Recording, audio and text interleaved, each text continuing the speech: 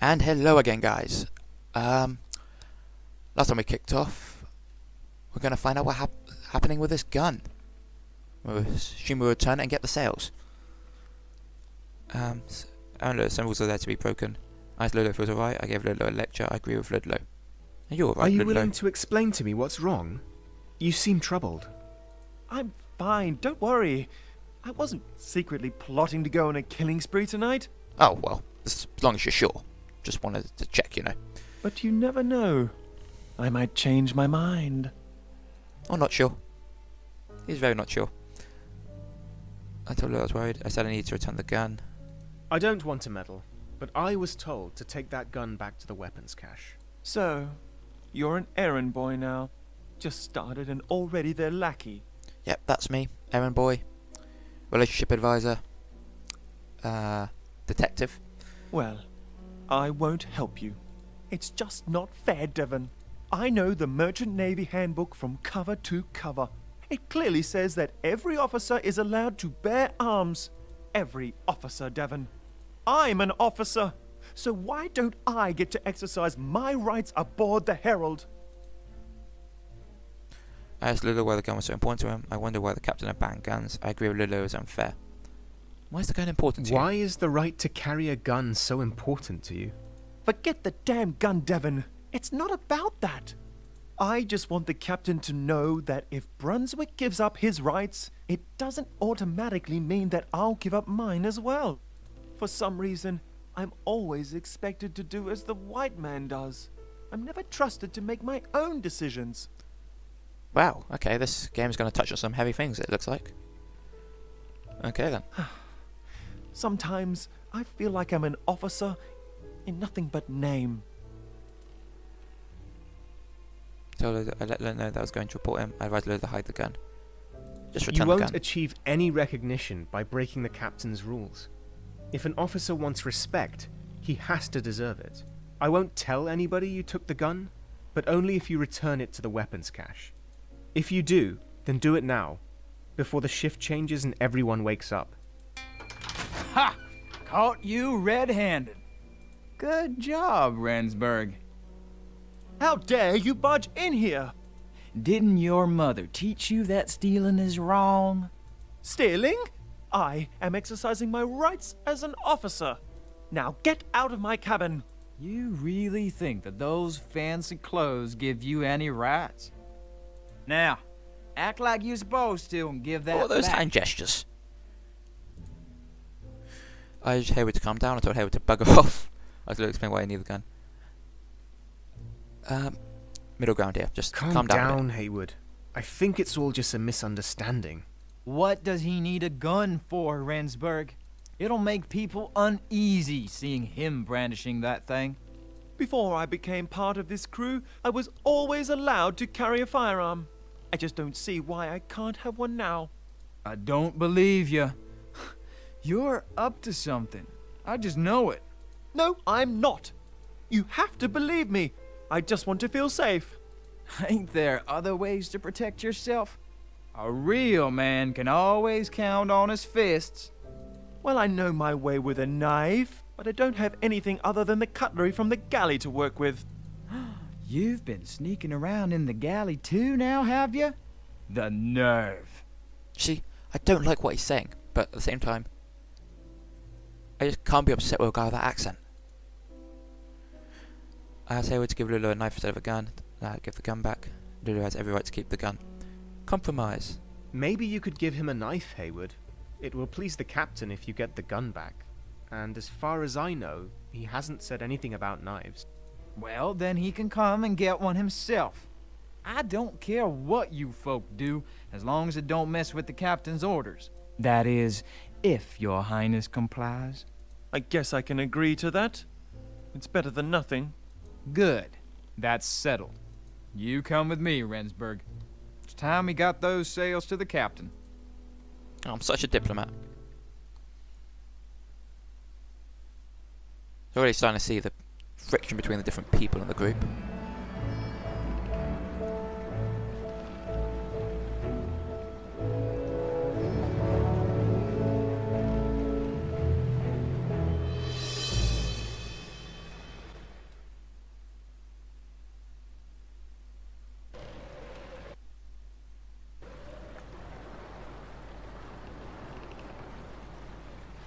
Thanks for helping me yesterday.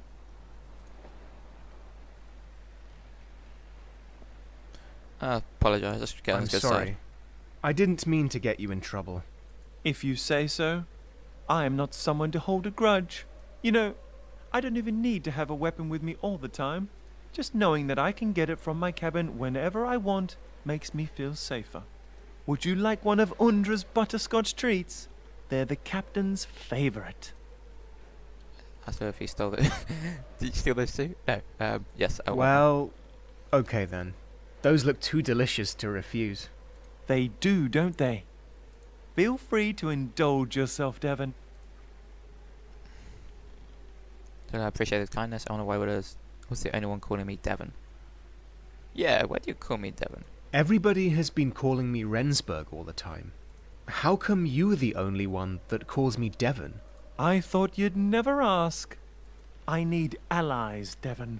And friends can provide a kind of protection that a weapon never will. Back in the capital, I picked you. And believe me, that wasn't without reason. Let me guess. You're coloured. I'm coloured. They're all white.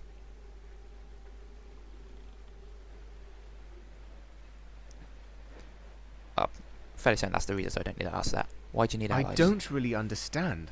What do you need allies for? The captain thinks I don't know. Or that's what I hope I've led him to believe. But I read his newspaper the moment I got my hands on it. Here, take a look. Their wages apparently they deem unreasonable, even going to far as accusing Lord Protector of abuse of power. Until these excessive demands be met, the planters have ceased all work, and many indigo plantations in the coastal regions stand empty.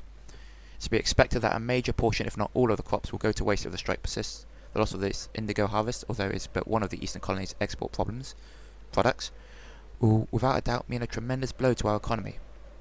Already indigo prices are rising sharply, and they will continue to rise until the indigo production finally resumes. Colony citizens are looking at Regent Jonathan Vesey for a solution, but at the time of these reports the Regent has yet to formulate a response. Meanwhile, indigo clippers lie idly in colony harbours, vainly waiting for cargo, and many trade ships still in protectorate territory have been delayed until it becomes clear how long the situation will last. Captain Cullen of the Loyalty, currently moored in the capital harbour, thus responding with our correspondent, asked about his opinion on the matter. It's simply of no use to sail out when we cannot be sure of a cargo to take back. I wholly agree with that. My crew is getting restless, however. Without indigo to trade, the reason for our voyage has become a mystery to me. What's he What are thinking? you thinking? I'm worried, Devan. There seems to be more to the Herald than meets the eye. Should have we just taken the senator? What's going on down there?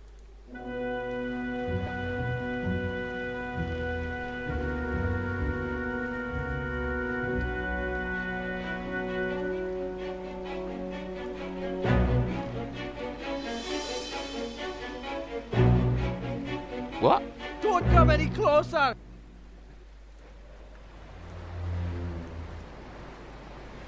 I'll jump! Oh, okay. This game escalated very quickly.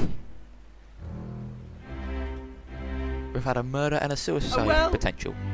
Just get away! I love how I've raised my hands up like I'm trying to calm him down. I asked Ian what he was trying to do. I wanted to know what happened. I thought Ian had gotten mad. Yeah, What happened? What did you do? It was his hand that guided me. But now I need to finish it. I must.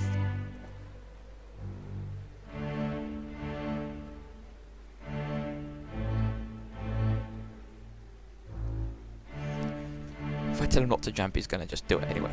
So, fine. Jump! Reverse psychology. See if we can. I don't even think you have the nerve. You're wrong. You were all wrong about me. Protecting your own filthy interests.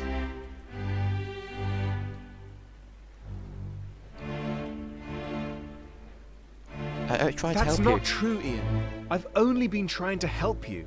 I don't need anybody's help. I'm free now. I've been shown the way.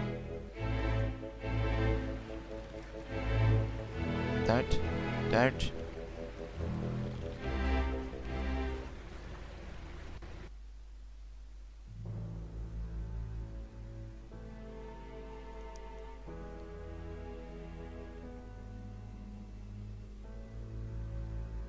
While Ian threw himself off the ship in despair, Brunswick was bleeding out on the deck below. In the chaos to save the esteemed navigator's life, nobody cared about that of the cabin boy, who was drowning outside.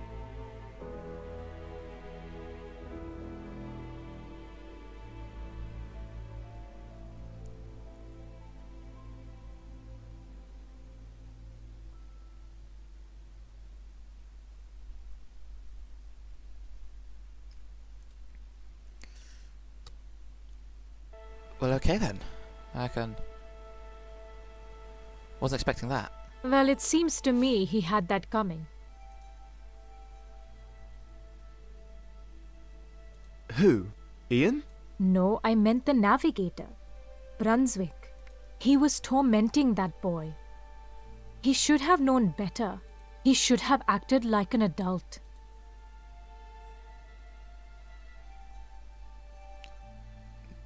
You're right about Brunswick. But Ian was a difficult boy. Yeah, Brunswick. Yes, but a man of such fame is hard-pressed to believe that he's wrong. Deep down inside, though, I think he knew. When somebody places his or her trust in your good judgment, you better not abuse that, or it will come back to you, Devan. In this case, Brunswick just went too far, even with all his good intentions. As a teacher and mentor, he should have known better. Brunswick was a victim too. I feel sorry for Ian. Is this important to you? I feel sorry for Ian. I feel sorry for Ian. He had some serious problems, and no one to turn to. Look, Devan. When kings take pride in their rule over others, they often become tyrants. I've seen it happen myself. It's a sort of power that corrupts good men. Excuse me, Merirani. I'm sorry to disturb you, but there is something that demands your immediate attention. I'll be right down. Excuse me, Devan. Please wait here and do not move. Understood? Good. I didn't actually give you an answer.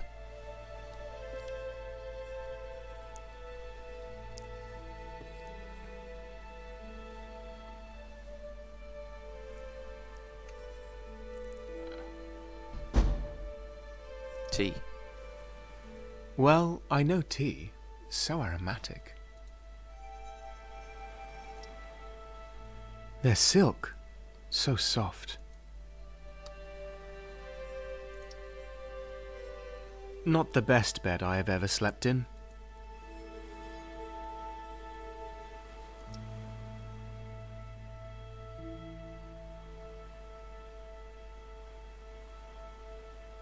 Okay.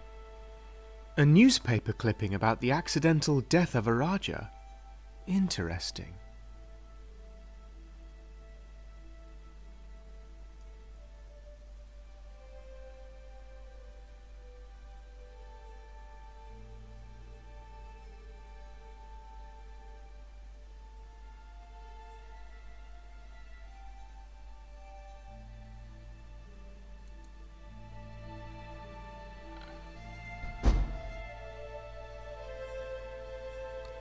Now, when did I say you could walk around while I was gone? Oops. I didn't mean to... You don't need to answer that. Now sit down. You are still my prisoner, remember? I almost forgot. You're such a lovely person to talk to. Well, thanks for reminding me. I'll set you free. Don't worry. But only after you've told me the rest of your story. I assume the captain must have been furious after what happened.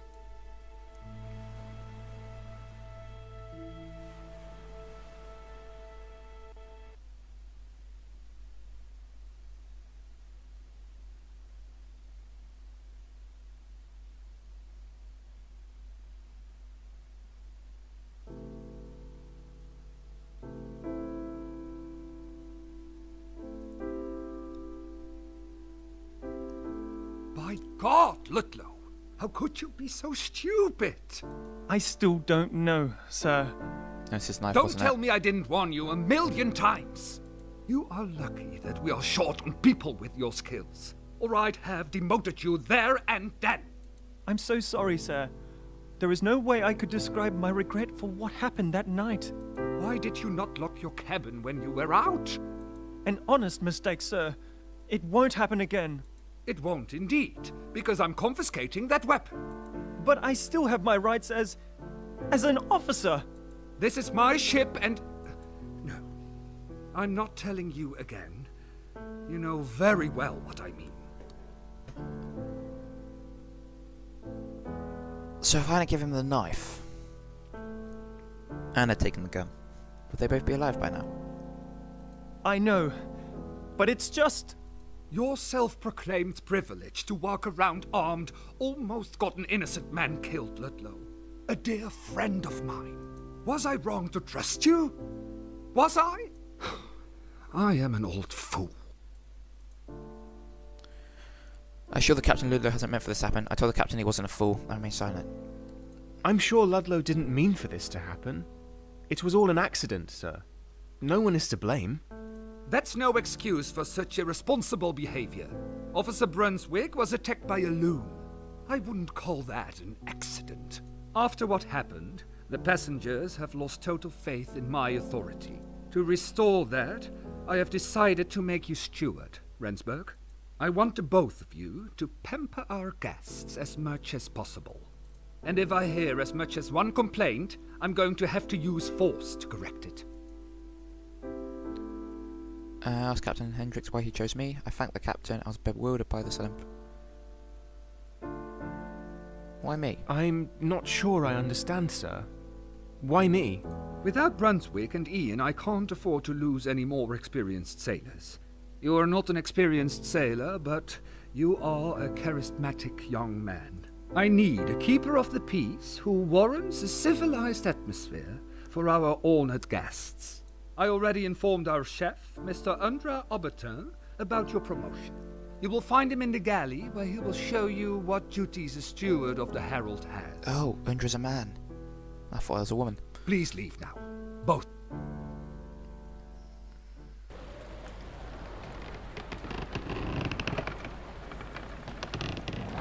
Well, congratulations. I don't know how you did it, but you did it. Got yourself a blue coat in less than a week. Just got those skills, Aaron. Just got those skills. I wonder if Lulu was jealous. I told Lulu the Captain was right. I felt sorry for Lulu. I'm sorry. I'm sorry. This must have been hard for you. I'll get over it. It's not the first time the Captain and I clashed like this. And whatever the case, this is exactly what we need right now. Absolutely brilliant, Devan. What? I'm Excuse baffled. me? Don't you remember what we talked about earlier? There's something strange going on aboard this ship, and you are going to find out what. Because as a steward, you will be the passenger's lackey, so you get to serve their food, rub their backs, and tuck them in at night. Easy job. Sounds like a dream job. No hard labor, just bringing dishes around and talking to people. That's it? Nothing more, nothing less. Well, off to the galley with you. Be sure to stop by the crew's quarters first. You'll find a nice blue coat inside the cabinet there. And while you enjoy that shiny new jacket of yours, don't forget to eavesdrop on our unsuspicious victims.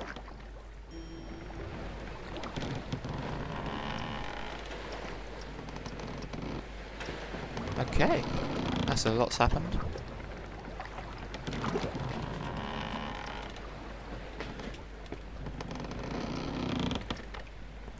No one wants to speak about the, There's nothing more relaxing than reading a good love story. Oh, shake that ass.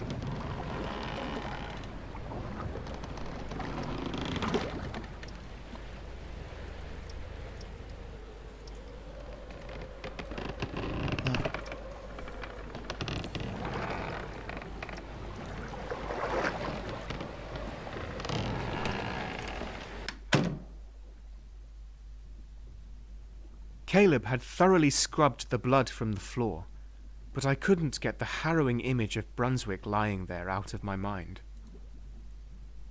Can I listen in?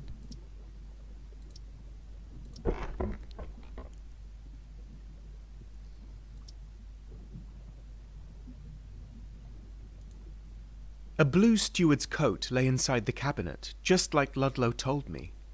It felt strange to be its new owner.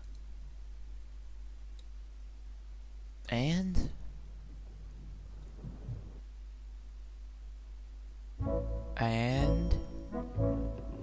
Badoom.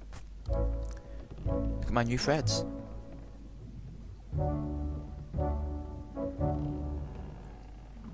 Is that me, or does his head seem like it's wrongly proportioned for his body?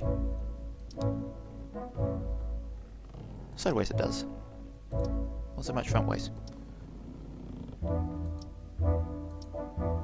Most books I found in the crew quarters were racy accounts of comical adventures, so it was quite surprising to me that my crewmate Arthur was reading works by Chaucer. I needed to go to the galley. Undra, the chef, was waiting for me there. Is the galley this way then? Well, look at you. All dressed up. On your way to the galley, are you? It's through there and to the right. And between you and me, the cook is a strange feller. Don't you believe a thing he says, Ransburg.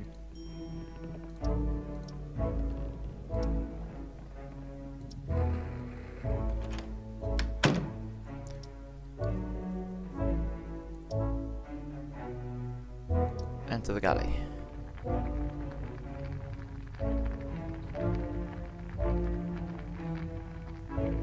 Ah, my new help has arrived. I've never seen you down here before, Devan. What have you done to deserve this sorry job? The captain believes I'm better suited to working with people than with ships. And so do I. Well, he gave you a blue coat and took from you a sailor's life. You are a servant now. A servant at sea, but a servant nonetheless. What does a servant do, you ask me? He cleans and he cooks, of course. But aboard a ship like the Herald, he also has the duty of recreating a little piece of the Protectorate for our dear passengers. Lest they forget they're still part of it. Okay. I What are have my little duties? to no experience being a steward. I'd be glad if you could show me the ropes.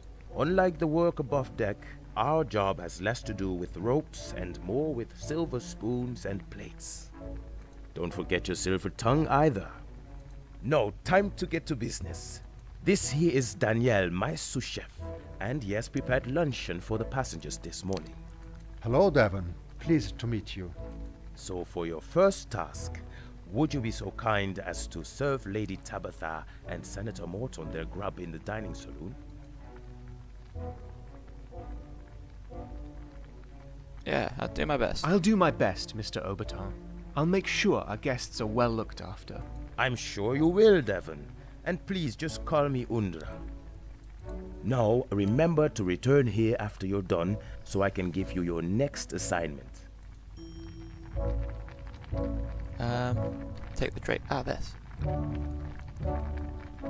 Those oysters.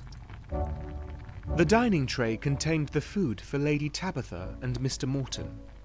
Oysters, oranges, steak, and pie. Yeah, because those all go really well together. The few herbs I could find in the galley were often dried and stale. Bruising them with the grinder usually helped to return some of their flavour. No, I do really like the voice acting in this game. It is really impressive.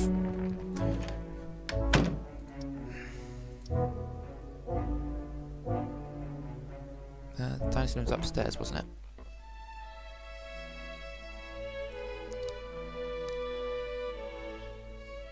How despicable that the captain did not see this coming. It's just unbelievable. You should stop worrying about everything, Uncle. Every time you frown like that, you get a new wrinkle. I'm a man, Tabitha. Wrinkles give me character. And besides, I can't waste my time on silly things like that. Why shouldn't a politician care about his appearance? Your line of work requires you to persuade others. A dashing appearance would surely give you an advantage. Who said I didn't care about my appearance? Am I not dashing enough for you? Well, you could try and follow the latest trends from the colonies.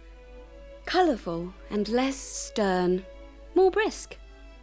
I represent the Protectorate, my dear, not some exotic roadshow. But what if I wanted to dress myself more like a member of an exotic roadshow? Would that be acceptable? Now don't get any ideas, Tabitha. Your father... I've got a put-up poster, Tabitha, if you want to get some ideas.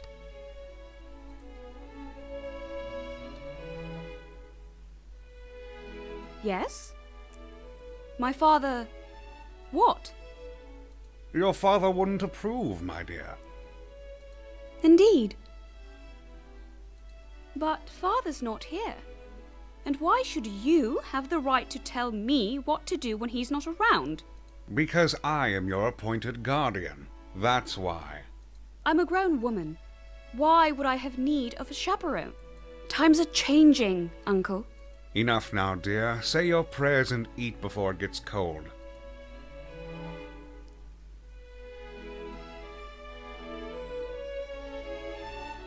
Could you pass me the salt, please?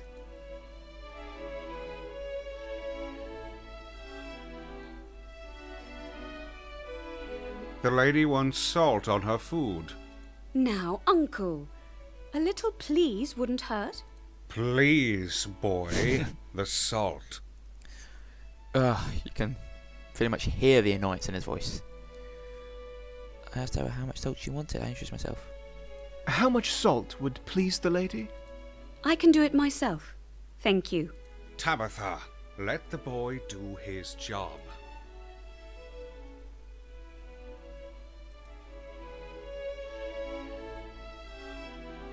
Thank you kindly.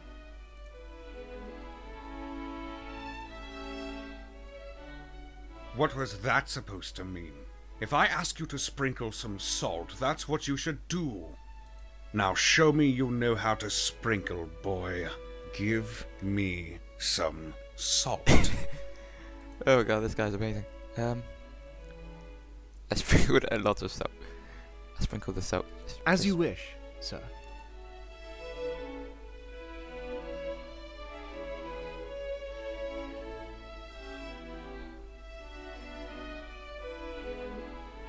That's how I expect it to be done. Remember, a good servant is only there when needed. Any other time, he blends in with his surroundings. Now please leave us.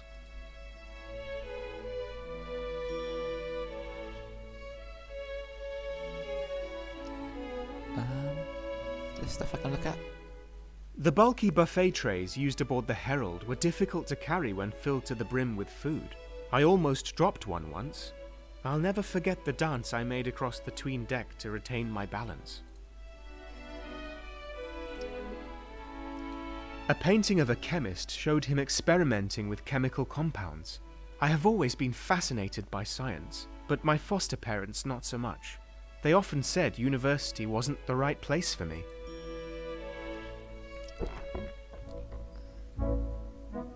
And back to the galley. Danielle, is that you? Can you hand me the saucepan?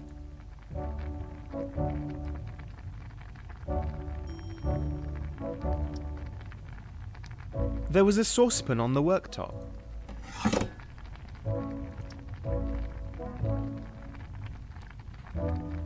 Oh, Devan! I didn't expect you back already.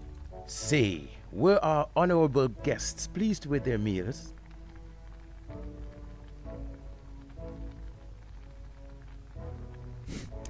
I told him who Tabitha was. Lady Tabitha seemed very pleased. Only Lady Tabitha? Well, don't fret. It is not the first time we failed to please the upper gentry. No time to dawdle, though. These meals here need to go to Officer Brunswick and Dr. Garrick. You can find them both in Brunswick's cabin. Oh, and keep an eye out for Daniel, will you? I don't know where he is, but he has a knack for dozing off on the job. Send him back here if you see him.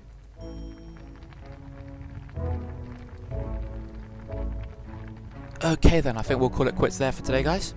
We get to see a bit more of the character from these people, understand what's going on, and we got a It's a very snazzy blue coat. Look at that coat. Almost made it worth the shock of a suicide and attempted murder. Okay, if you liked what you saw, click the like button and subscribe down below.